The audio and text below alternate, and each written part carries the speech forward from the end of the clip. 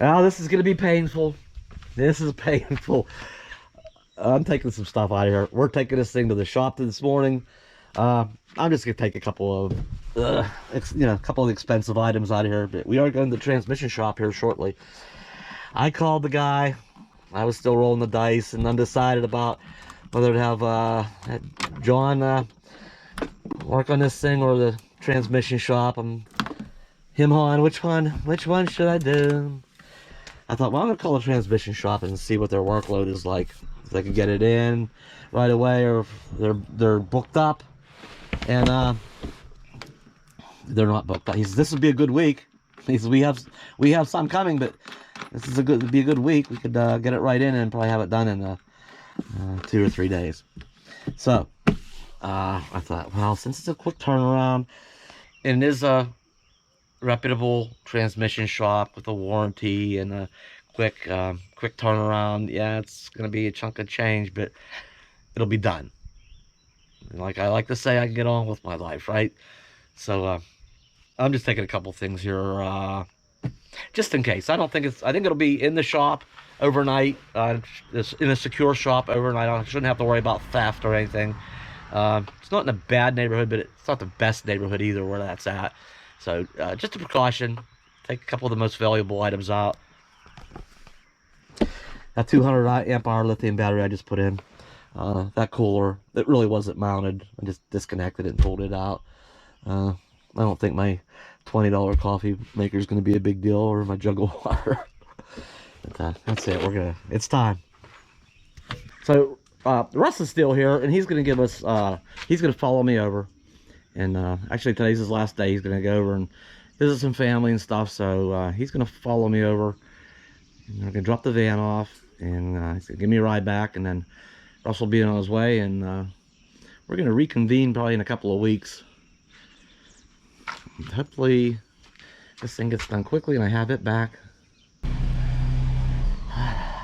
Gosh, here we go.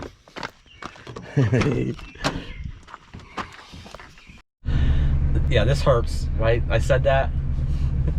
This hurts only because there's gonna be a time that when it comes time to pay the bill. That's what hurts about it. I'll be glad to have it done. I think Russ is about ready here. If he would have him-hawed around a little bit, like, we can get you in probably next week, and, it'll take a while, whatever, I probably would have went ahead and called John, the guy up in Gettting that offered to help me out do the job, or do the job and I'd help him out, whatever. But because we can get, it's a good week, they can get it right in, I can move on with things. So the decision's made. We're gonna go with this. We're almost there. I figured something out. I think the reason this is so painful for me is I've done all my own work to the extent that this is something I've never done before. I've never had work done on one of my vehicles to this extent before. I've never gone, dropped it off, and had a bill that's going to be due like this. This is the biggest. Back in the day, I would have had this transmission out. I probably would have went to a pick apart, auto salvage yard, put a used transmission in it. They offer warranties too, and probably would have saved a fortune. I've never done something like this before. Well, the exception of the bounder, but that was out in the road. I didn't have a lot of choice. Didn't have tools with me. I had to have a shop do that. But to decide on this when I had other options, this is a first for me. So that's kind of why it's. I could be saving a little bit of money maybe. In the long run, though, this is probably the way to go. All right, right up here on the right.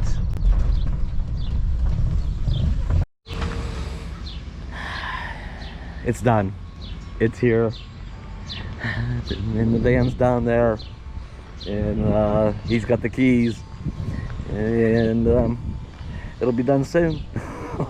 Hopefully.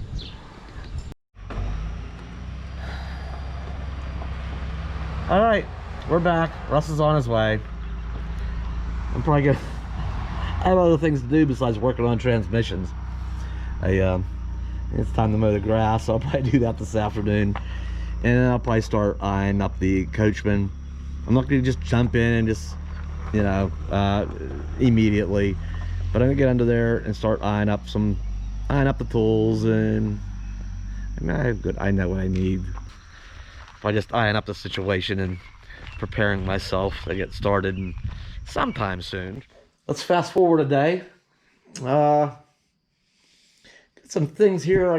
These are the things I took out of the van. While it's in the shop, I just kind of getting reorganized a little bit and ready to throw things back in. I did go ahead and refill all my little green propane things. It's so much cheaper to refill them if you're comfortable doing that. I don't think I need the Mr. Buddy heater anymore. In summertime, the forecast is pretty good. Once in a while, we get kind of a cool morning, a little chilly. Sometimes it's nice to fire that up for 5 or 10 minutes to take the morning chill off. But I just think that's certainly optional. I don't know if we'll need that. The windshield cover, the battery needs to go back in it. This is actually the I have 2 of these. The one's still in the van. This is the one I use when we're going to be stationary in the Coachman for a while. It actually needs refilled. Get the stove back in there. That little mini cooler, a little car cooler I got here not too long ago. And of course the main little built-in style refrigerator. And I'm working on getting some other things rounded up in the Coachman, some foods and clothes and stuff. We're gonna go ahead and figure on getting that thing geared up, and actually maybe getting some use out of the van this summer. Now, if it's gonna be fixed, I'll be comfortable using it, and not hesitant. So we did get the Coachman up on some blocks here. Nice. These are some nice 6x8 rough cut oak. So there's 2 of them, one each on the outer and inner tire, and they're blocked. These are actually preloaded. What I mean by that is, if you ever blocked or chalked the set of wheels, your tires, you put them on there, and there they sit. And if you've ever had a vehicle kind of coast, move a little bit on you, sometimes it kind of squirts them out. If you're on gravel, or that can happen. By preloading it, what I mean is, when I had this jacked up, putting these big blocks underneath of it, before it was down the whole way, I went ahead and put them up against it and left it down the rest of the way. So there's actually squeeze on these already. They're not going to go anywhere. It's really, Coachman is really locked in here. And like I say, with the yard being sloped down, this could be high enough that there's going to be plenty of room to get under there and work and actually get the transmission out and get it slid out from underneath there. There's going to be plenty of clearance.